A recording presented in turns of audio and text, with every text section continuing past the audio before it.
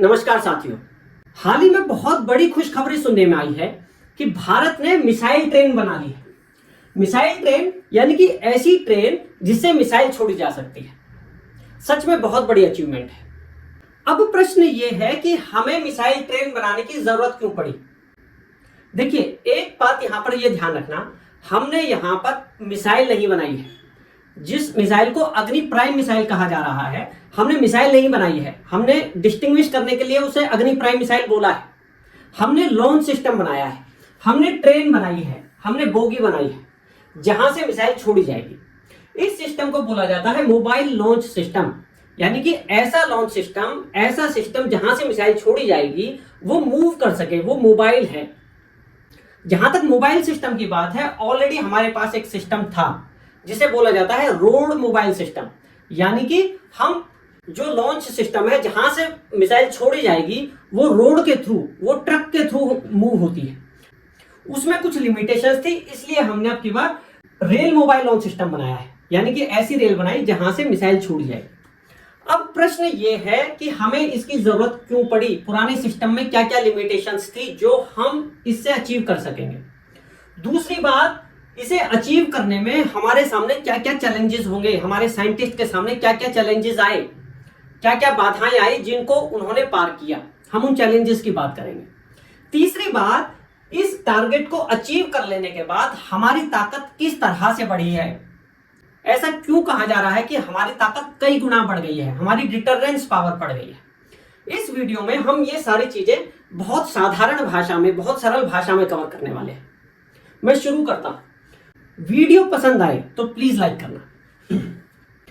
अब देखिए, road mobile system already हमारे पास है, इसकी हम अभी आगे बात करेंगे कि इसमें क्या क्या लिमिटेशंस हैं जिसकी वजह से हमने ये सिस्टम बनाया है। बैलिस्टिक मिसाइल, इससे बैलिस्टिक मिसाइल छोड़ी जाएगी। बैलिस्टिक मींस जो इस तरीके से जाती है, स्पेस में जाएगी और फिर नीचे आएगी। दूसरी एक मिसाइल होती है क्रूज मिसाइल, ये है बैलिस्टिक मिसाइल। तो जो अभी हमने एक्सपेरिमेंट किया है वो बैलिस्टिक मिसाइल का किया है। एक साधारण सा डिफरेंस बता दूं बैलिस्टिक मिसाइल और क्रूज मिसाइल में। क्रूज मिसाइल पृथ्वी के लगभग पैरेलल चलती है, जबकि बैलिस्टिक मिसाइल कर्व में जाती है, ऊपर जाएगी और फिर नीचे आएगी। उससे क्या होगा, अगर हमें बहुत बड़ा विध्वंस करना हो, बहुत पावर के साथ जब अटैक करना होता है तो बैलिस्टिक मिसाइल का यूज किया जाता है। और जब सटीक निशाना लगाना हो, रडार से बचना हो, तो हम उपयोग करते हैं क्रूज मिसाइल का। ठीक है, तो यहां से बैलिस्टिक मिसाइल का हमने एक्सपेरिमेंट किया है।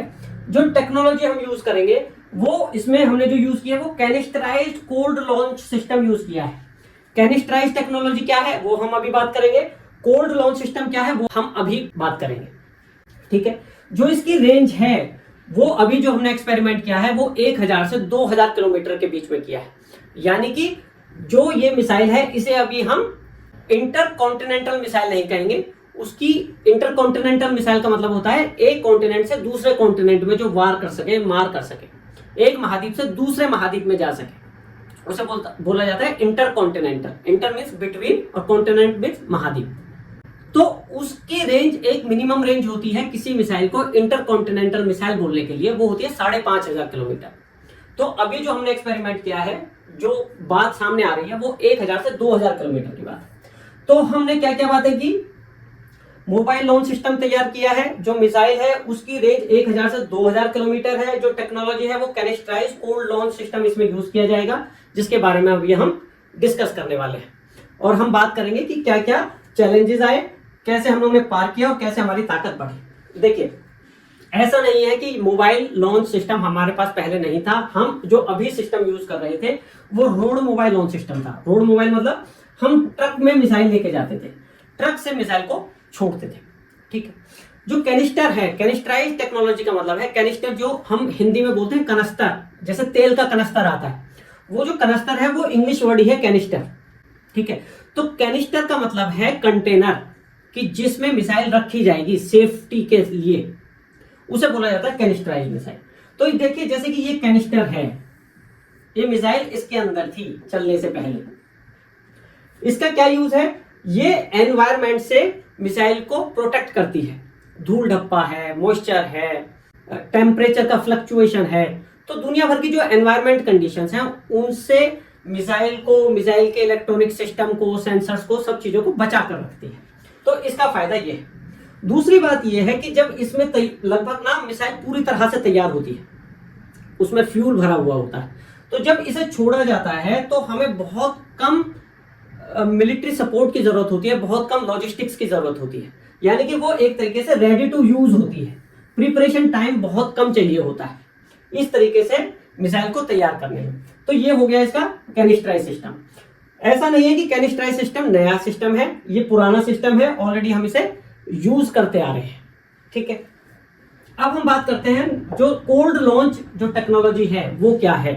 ये टेक्नोलॉजी भी कोई नई नहीं है, हम इसे पहले से यूज कर रहे हैं। ठीक है, कैसे यूज, ये है क्या, देखिए ये हमारा कैनिस्टर है।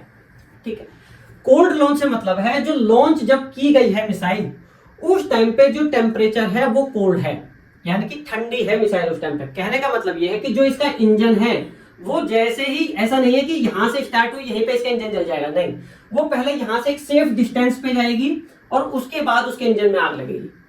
इसलिए इसे बोला जाता है कोल्ड लॉन्च सिस्टम। जो इनिशियल इसे धक्का मारा जाएगा इससे बाहर आने के लिए, एक सेफ डिस्टेंस पे पहुंचने के लिए, उसके लिए पिस्टन यूज किया जा सकता है, कंप्रेस गैस यूज की जा सकती है, या इजेक्टर मोटर यूज की जा सकती है। तो वो एक अलग सिस्टम होगा जो इसको धक्का मारेगा और बाहर लेके आएगा। वहां के बाद एक सेफ डिस्टेंस पहुंचने के बाद इसके इंजन में आग लगेगी और ये ऊपर जाएगा।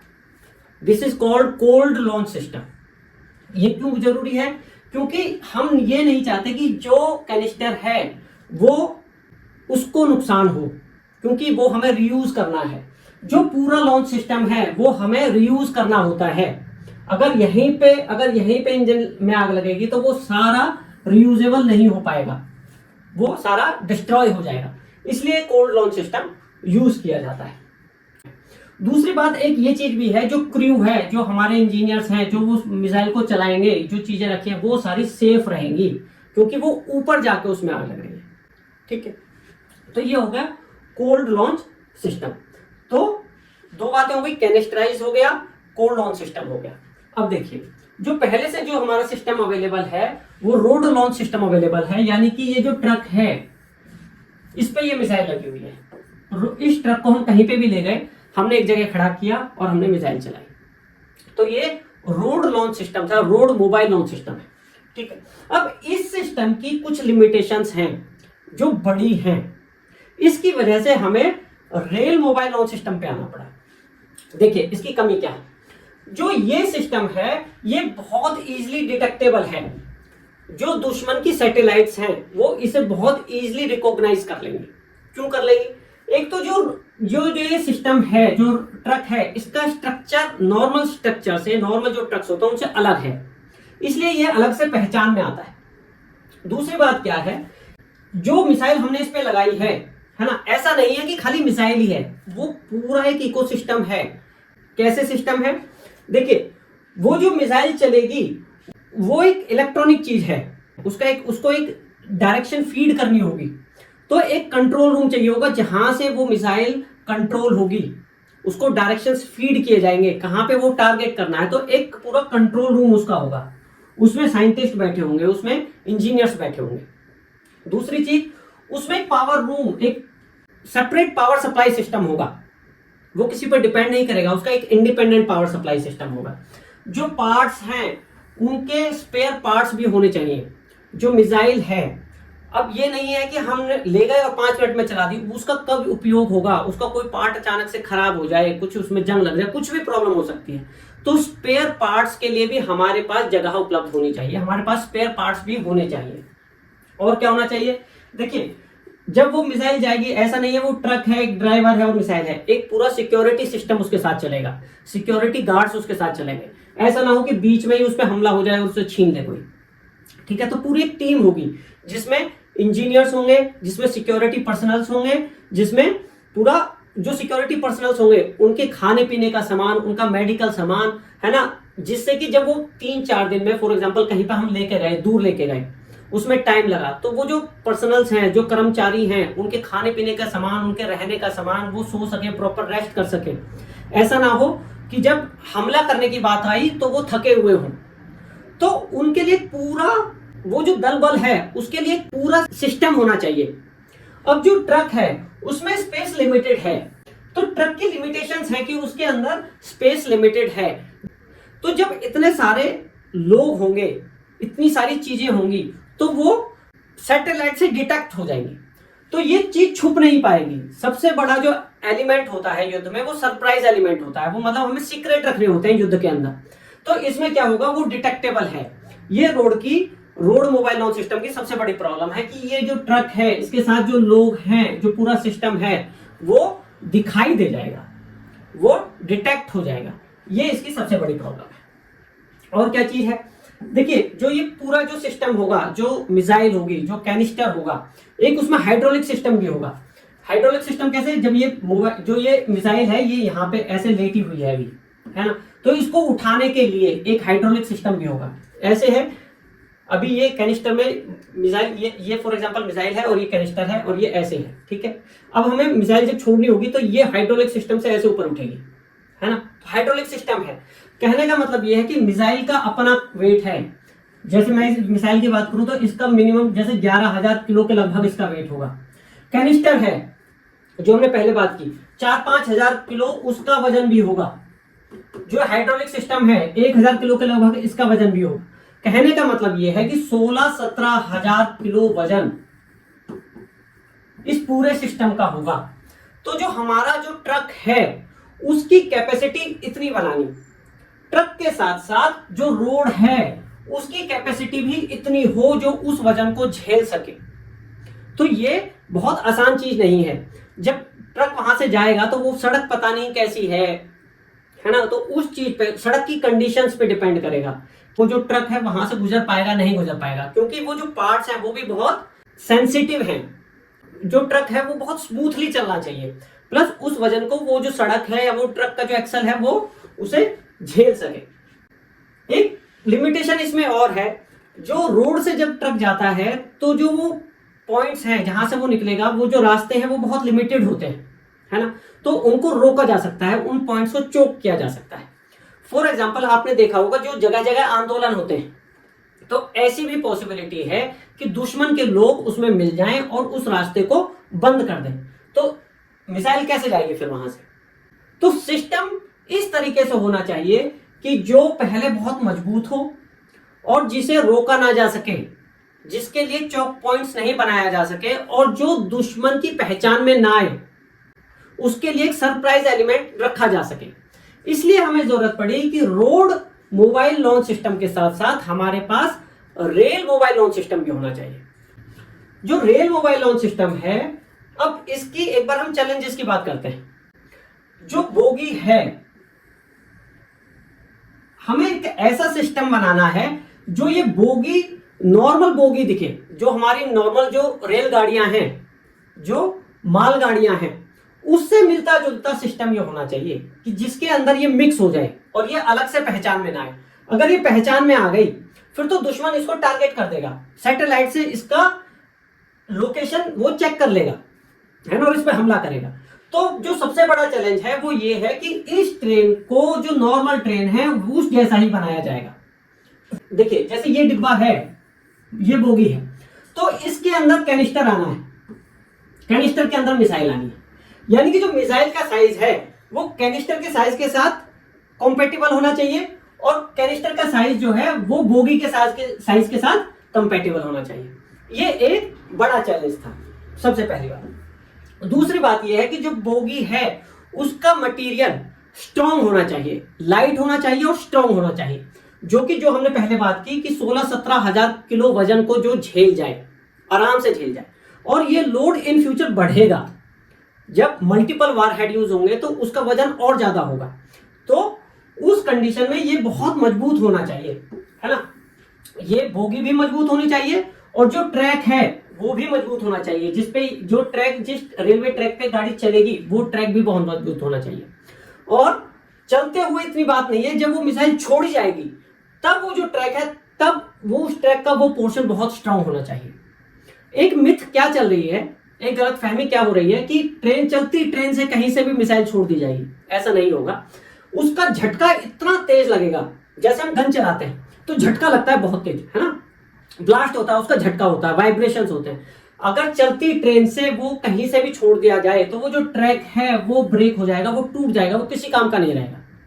कहने का मतलब ये है कि उस झटके को, है ना, जो लॉन्च का जो झटका लगेगा, उसके बाद ब्लास्ट का झटका लगेगा, उसको वो ट्रैक झेल जाए। कहने का मतलब ये है कि वो अलग से ट्रैक बनाया जाएगा, जहां से सिस्टम, जहां से मिसाइल छोड़ी जाएगी वो रास्ता थोड़ा अलग बनाया जाएगा, मिक्सअप भी होगा वो, और वहीं से वो छोड़ा जाएगा। ऐसा नहीं कि कहीं से भी मिसाइल छोड़ दी जाए। तो ये अपने आप में एक चैलेंज है कि वो जो बोगी है वो उसका स्ट्रक्चर बहुत स्ट्रांग हो, जो ट्रैक है जहां से छोड़ा जाएगा वो बहुत स्ट्रांग हो। और क्या होगा, जो ये धुआं निकलेगा इसको एग्जॉस्ट कर पाए, है ना, इसके लिए वेंटिलेशन सिस्टम प्रॉपर हो पाए, और जो हीट निकलेगी, जो गर्मी निकलेगी उससे, मटेरियल ऐसा ना हो कि वो डिस्टॉर्ट हो जाए, उसे, उसको हीट को झेल सके। तो इस तरीके से बोगी का जो स्ट्रक्चर है वो बहुत स्ट्रांग हो, जो डिफरेंट कंडीशंस को झेल पाए। तो ये सबसे बड़ा चैलेंज था जिसको अचीव कर लिया गया। एक चीज और, कि जैसे हम बात कर रहे थे कि कहीं से भी मिसाइल को छोड़ दिया जाए, जब मिसाइल को छोड़ा जाएगा तो ये ध्यान रखा जाएगा जो नीचे का जो ट्रैक है वो फ्लैट हो, वो कर्व ना हो। कर्व अगर होगा तो वो उस प्रेशर को, वो उस झटके को झेल नहीं पाएगा। तो इस तरीके से जो ट्रैक्स बनाए जाएंगे जहां से मिसाइल छोड़ी जाएगी वो डेफिनेट प्लेसेस होंगे जो उस वजन को, उस झटके को, उस फोर्स को झेल पाए। ऐसा नहीं है कि कहीं से भी मिसाइल छोड़ दी जाएगी। ठीक है, अब जब ये सिस्टम भारत ने बना लिया है तो भारत चीन और रूस के क्लब में आ गया है। ये टेक्नोलॉजी ऑलरेडी रूस और चीन के पास है, तो भारत भी उस क्लब में शामिल हो गया है। जहां तक अमेरिका की बात है तो अमेरिका ने ये टेक्नोलॉजी शुरू की थी लगभग 1990 के आसपास, जब कोल्ड वॉर चल रहा था। लेकिन जब सोवियत यूनियन का ब्रेकअप हो गया, वो टूट गया, तो इसकी जरूरत अमेरिका को नहीं पड़ी, तो अमेरिका ने ये टेक्नोलॉजी डेवलप नहीं की है। ठीक है, तो ये टेक्नोलॉजी खाली रूस और चीन के पास थी और अब भारत भी इसमें शामिल हो गया है। अब हम बात करेंगे कि इससे भारत की ताकत किस तरह से बढ़ी है। देखिए, अभी तक जो वो ट्रक था वो पूरे भारत में उसका जो एक लिमिटेशन थी। अगर कहीं पे फास्ट मूवमेंट चाहिए, बहुत जल्दी से, अगर कहीं पे जैसे पाकिस्तान से, अगर फॉर एग्जांपल पाकिस्तान जैसे किसी देश से युद्ध हो जाए जो बहुत फास्ट मूवमेंट वहीं की वहीं चाहिए, तो वहां पे काम आएगा ट्रक मोबाइल सिस्टम। लेकिन अगर पूरे इंडिया में हमें अपना सिस्टम बनाना है तो वहां काम आएगा हमारा रेल मोबाइल सिस्टम। ठीक है, तो पूरे भारत में हमारा ट्रैक फैले हुए हैं, तो हम पूरे भारत में अपना सिस्टम लगा सकते हैं। और क्या होगा, और ये होगा कि देखिए, कहीं पे हम ट्रक सिस्टम यूज कर लेंगे, रोड सिस्टम यूज कर लेंगे, और कहीं पे हम ट्रेन मोबाइल सिस्टम यूज कर लेंगे जरूरत के हिसाब से। जहां छोटी मूवमेंट चाहिए वहां पे ट्रक मोबाइल सिस्टम यूज कर लेंगे, और जहां बड़ी मूवमेंट चाहिए एक स्टेट से दूसरे स्टेट में, नॉर्थ से साउथ में, वहां पे हम रेल मोबाइल सिस्टम यूज कर लेंगे। तीसरी बात क्या है, देखिए, जब एक देश दूसरे देश पर अटैक करता है तो जो पहला हमला करता है वो ये कोशिश करता है कि दूसरा देश उठ ना पाए, यानी कि पहली बार में इतना खतरनाक हमला करे कि दूसरे देश के पास कुछ बचे ही ना। इस सिस्टम से क्या हुआ है कि पहले हम पर कोई बहुत भारी अटैक कर भी देता है तो भी हमारे पास बहुत सारी ऑप्शंस बच जाएगी, क्योंकि ये जो सिस्टम है ये सीक्रेट सिस्टम है। दुश्मन को पता नहीं है कि हमारी मिसाइल कहां कहां पे लगी हुई है, तो वो पूरे देश में फैली हुई है। तो हमारे पास हमेशा ऑप्शन रहेगा सेकंड स्ट्राइक करने का। अगर कोई धोखे में कर भी देता है बहुत हैवी स्ट्राइक, तो हमारे पास हमेशा ऑप्शन रहेगा। और सबसे बड़ी बात क्या है कि हमारे पास एक सरप्राइज एलिमेंट ऐड हो गया है। कहने का मतलब यह है कि जो दुश्मन है उसे पता नहीं है कि हमारा सिस्टम कहां पे लगा हुआ है, कितनी जगहों पर लगा हुआ है, कहां कहां पर लगा हुआ है। तो उसके दिमाग में हमेशा डाउट रहेगा कि भारत कहां से हमला करेगा। कहने का मतलब यह है कि वो हमला करने से पहले, बड़ा हमला करने से पहले 10 बार सोचेगा, और उम्मीद है कि हमला करने से बचे। इसी को बोला जाता है डिटरेंस, यानी कि दूसरा देश हमला करने से बचे, हमने बिना लड़ाई के अपनी रक्षा कर ली, इसे बोला जाता है डिटरेंस। तो जो न्यूक्लियर ताकत है दुश्मन देश, वो न्यूक्लियर हमला करने से भी बचेगा, क्योंकि उसे ये लगेगा, उसे ये अंदेशा रहेगा या उसे ये विचार रहेगा कि उस पर हमला होगा ही होगा, क्योंकि हमारे पास ऑप्शंस हैं। तो ये सबसे बड़ी अचीवमेंट है भारत की कि हमने बिना लड़े अपनी सेफ्टी का इंतजाम कर लिया है। दुश्मन अटैक तभी करता है जब उसे लगे कि रिटेलिएशन नहीं हो पाएगा। क्योंकि रिटेलिएशन होना यहां से पक्का है, इसलिए दुश्मन देश बार बार सोचेगा और बिना लड़े ही भारत की रक्षा हो पाए, इससे अच्छा कुछ नहीं हो सकता। तो ये थी हमारी वीडियो जिसमें हमने पूरे सिस्टम की बात की, इससे हमारी कैसे ताकत बढ़ी, क्या क्या चैलेंजेस हमारे सामने आए जिन्हें हमने पार किया। अगली बार फिर किसी और टॉपिक के साथ प्रस्तुत होंगे। Thank you.